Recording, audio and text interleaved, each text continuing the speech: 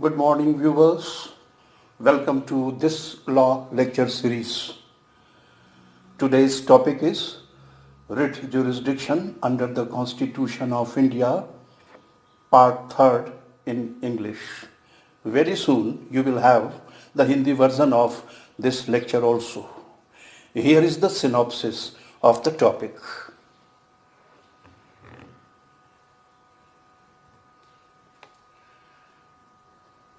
In the preceding two lectures, we have discussed these two subheads. First, the brief evolutionary course of writ jurisdiction under English law. Second subhead is writs, an extraordinary and discretionary remedy. Now today, the third subpart, Supreme Court's writ jurisdiction under Article 32. Supreme Court's writ jurisdiction under Article 32. This is today's topic. This head has been subdivided into three subheads. First, Article 32 in general. A. Look here. A. Article 32 in general.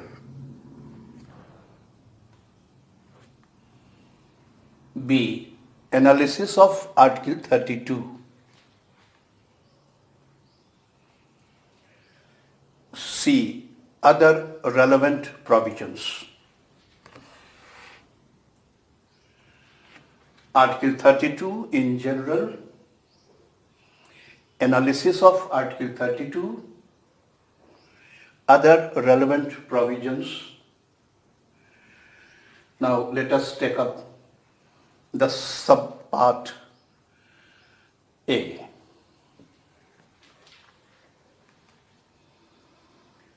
Article 32 is remedial in its nature. A person aggrieved may have recourse to Article 32 for appropriate remedy. So Article 32 is remedial in its nature.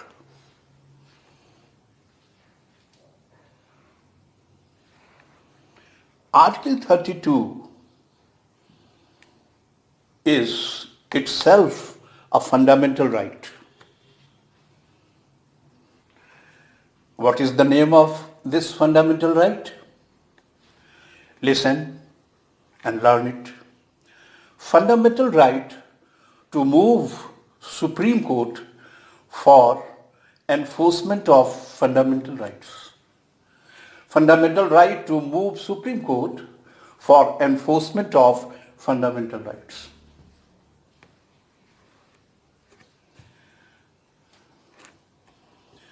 Dr. Ambedkar says, Article 32 is the very heart and soul of the Constitution. Without this article, the entire part 3rd would have been a nullity. A right without remedy is useless, as good as no right. Where there is a right, there must be a remedy. So if we have been guaranteed a fundamental right, we must also have a remedial provision to get those rights enforced. That is what Article 32 is meant for.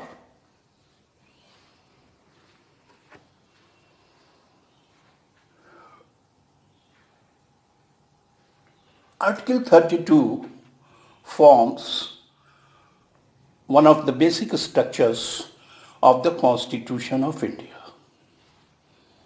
Being held to be the part of basic structure of the Constitution of India, it cannot be omitted or it cannot be amended so as to destroy its basic nature. basic purpose. There are a series of decisions in which the Supreme Court has repeatedly said that Article 32 forms part of the basic structure of the Constitution. One of the cases is here. Quixota Holohan versus Gichallo, 1993 Supreme Court.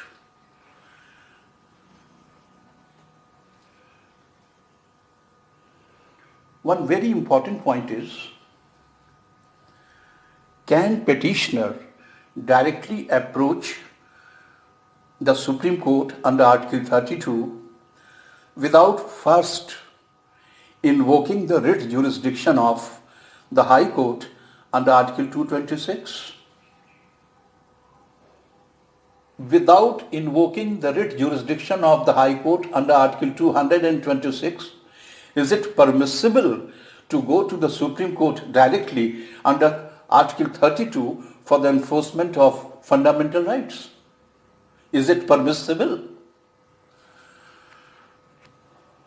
Theoretically, it is permissible. There is no provision in the Constitution of India which requires that petitioner must first approach the High Court under Article 226 and only thereafter he can move to the Supreme Court for enforcement of his fundamental right.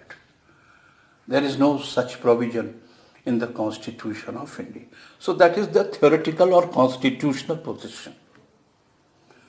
We may directly approach the Supreme Court under Article 32 without first resorting to Article 226. But the practical aspect of the matter is slightly different.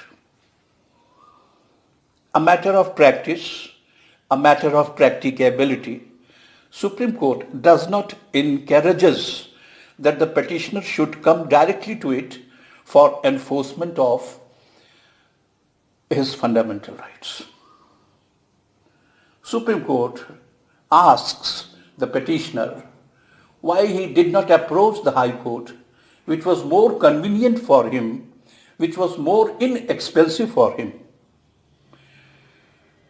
Petitioner may be suggested first to approach the High Court under Article 226 and get his fundamental rights enforced. That is the practical position. So it is always advisable to the petitioner that he must first invoke High Court's writ jurisdiction under Article 226 instead of directly running to the Supreme Court under Article 32.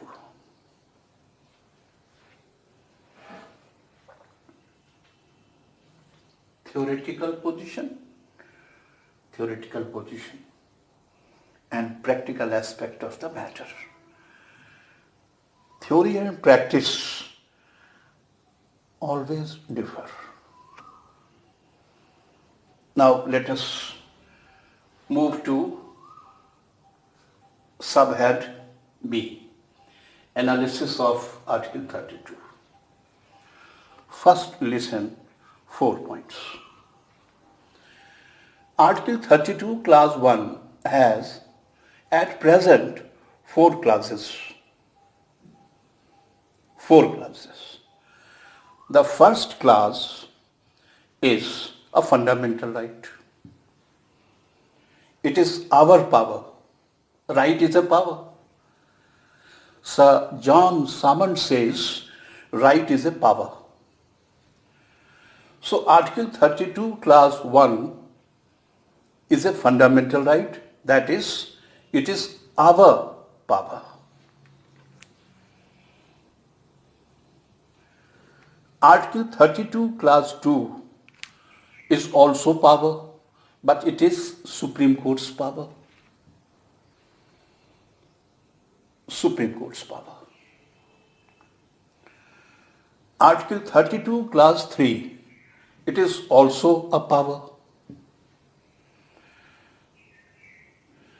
It is Parliament's enabling power. And the last clause, 32, Clause 4, is also a power. It is President's power. Fundamental right guaranteed by Article 32, Clause 1 may be suspended in accordance with the Constitution. Suspension may be made when there is a proclamation of emergency.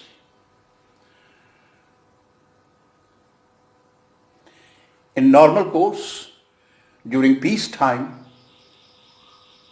Article 32, Clause 1 cannot be suspended.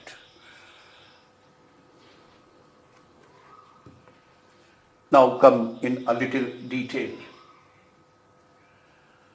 Article 32, Clause 1.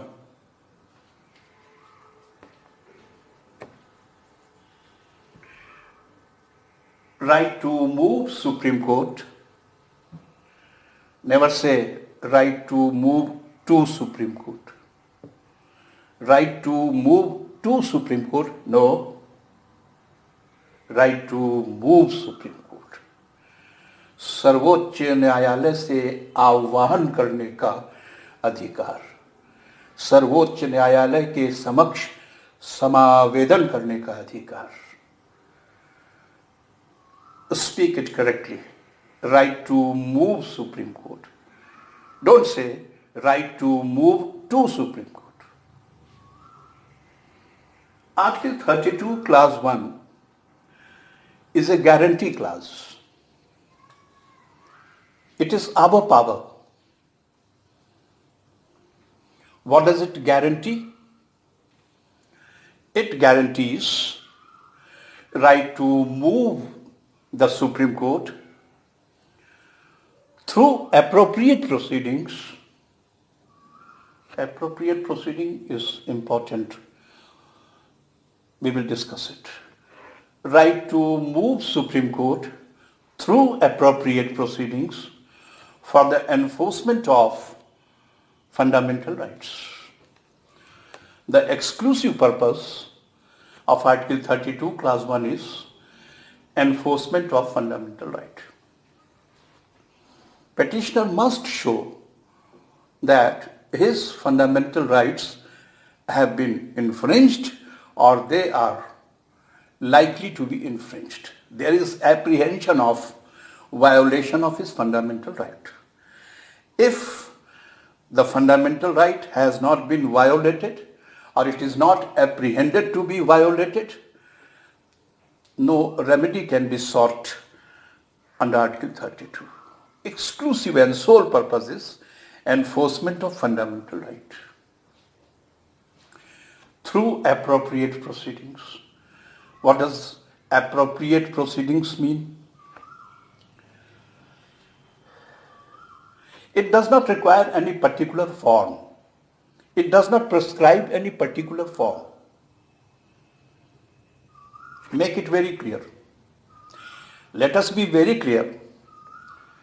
Through appropriate proceedings does not intend to prescribe any particular procedure, any particular form. Yes, two things are there.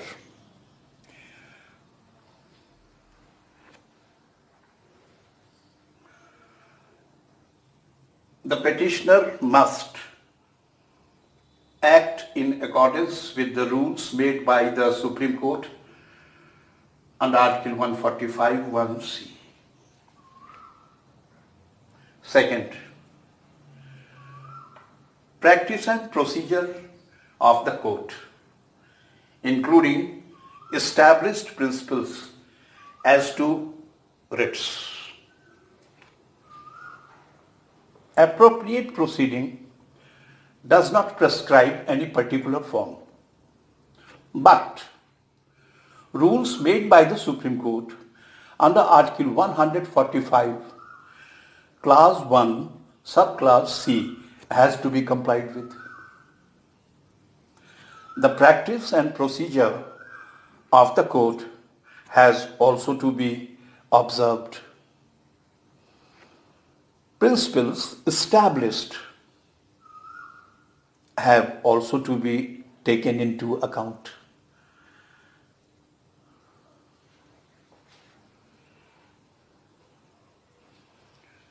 Look here, public interest litigation, PIL. Article 32, Clause 1 guarantees fundamental right.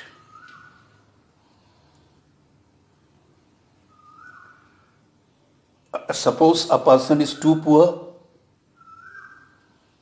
too ignorant,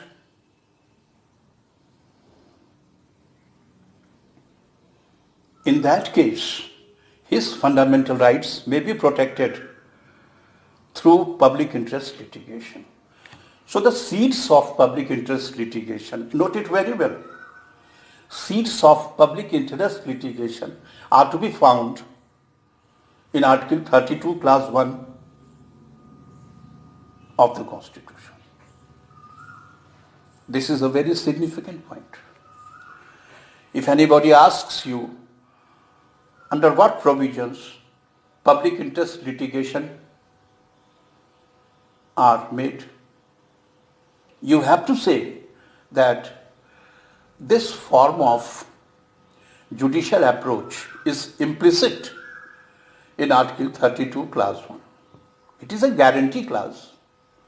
It guarantees fundamental right to move Supreme Court for enforcement of fundamental right.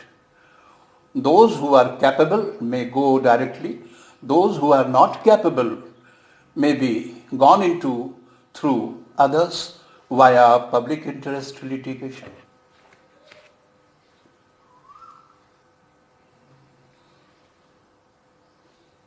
Now, Article 32, Clause 2. This is power of the Supreme Court. Institutional power. Article 32, Clause 2 contemplates institutional power. Institution here means the Supreme Court of India. The Supreme Court of India may issue any directions or orders or writs, including the writs in the nature of habeas corpus, mandamus, prohibition, quo warranto, and certiorari. Directions or orders or writs, including these 5 writs, whichever may be appropriate. Whichever may be appropriate. Court has to see, the Supreme Court has to see which writ is to be issued in a given case. Whichever appears to be appropriate is to be issued. More than 2 writs may be issued simultaneously in the one and same case.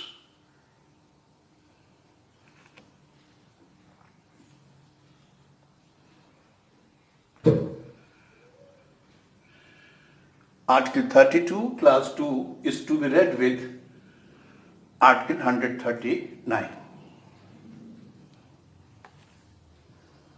Article 139 is an enabling provision. Enabling provision means a provision which gives power without imposing any obligation to exercise that power. So Article 139 is an enabling power of the Parliament. If the Parliament thinks fit, it can enlarge the Supreme Court's writ jurisdiction under Article 32, Clause 2, and to make it at par with High Court's writ jurisdiction under Article 226. Parliament may provide by appropriate legislation, by amendment in the Constitution, that henceforth the Supreme Court may issue directions or orders or writs not only for the enforcement of fundamental rights but also for any other purpose. Till date, the Parliament has not exercised its enabling powers under Article 139. So the position remains the same. Under Article 32, Clause 2, the Supreme Court may issue directions, orders, or writs only for the enforcement of fundamental rights and for no other purpose.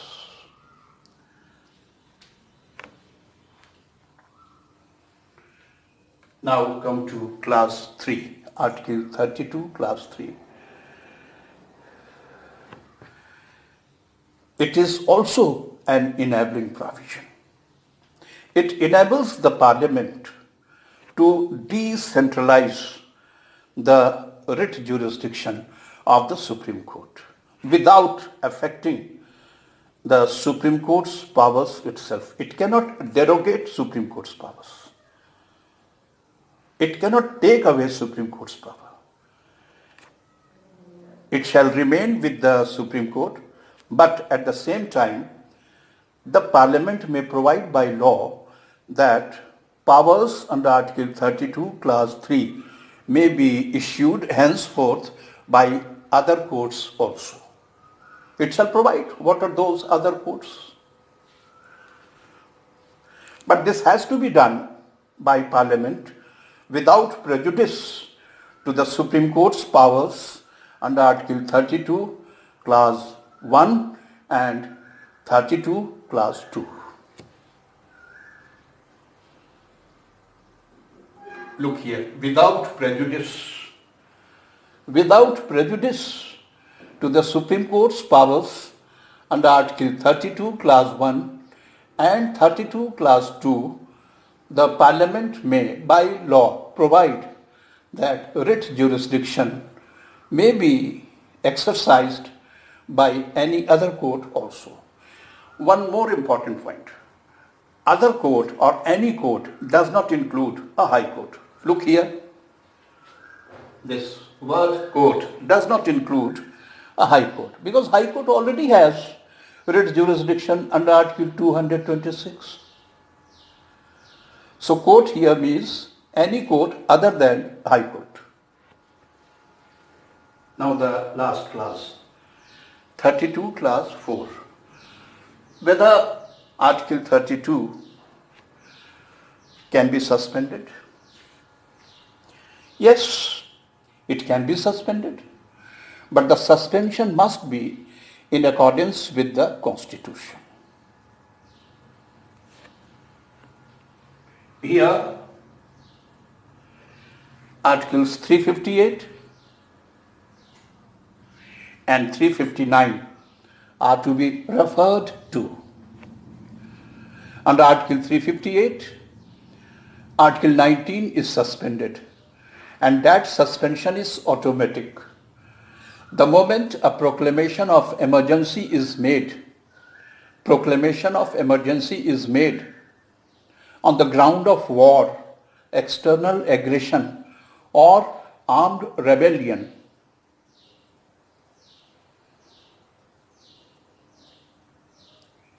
or imminence thereof, Article 19 may be suspended automatically under Article 358. What about rest of the fundamental rights? Rest of the fundamental rights are not suspended automatically. They may be suspended by express presidential order issued under Article 359. So Article 32 and other fundamental rights may be suspended under Article 358 and also under Article 359. 358 is exclusively meant for Article 19 and 359 covers the rest of the fundamental rights, including Article 32.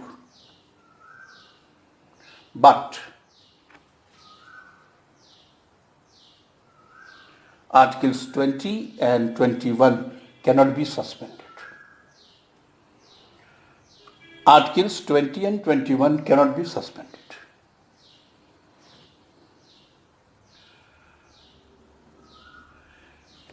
Now the last subhead, other relevant provisions. Article 226, Clause 4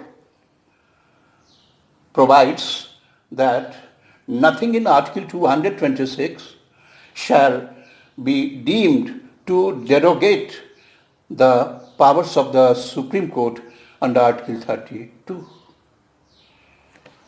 High courts too have writ jurisdiction under Article 226, but that should not be deemed to derogate Supreme Court's powers under Article 32. Article 32 cannot be adversely affected either in the name of Article 226 or under the enabling powers of the Parliament under Article 32, Clause 3.